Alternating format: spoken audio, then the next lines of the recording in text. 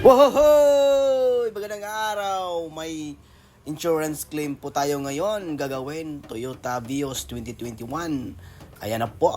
Proceed po tayo dahil nandito na yung LOE, yung Letter of Authority. Ay hindi po tayo paggawa nito pag walang Letter of Authority ng galing sa insurance. Yan lang po yung damage niya, yung rear trunk at saka rear bumper.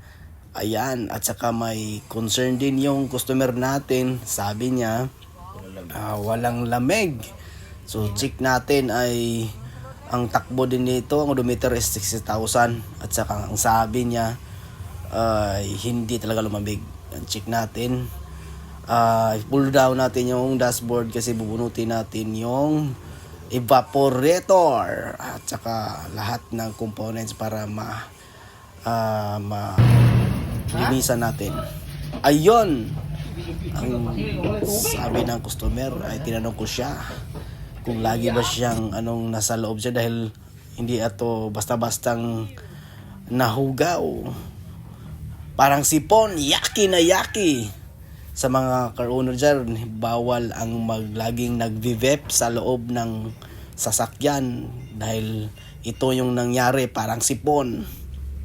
Ayun, gustong tutudasin ng mga Carlandis boys, gustong magpalamig. Ayun, pinifix kaagad, binalik yung easy system natin. Ayun, proceed.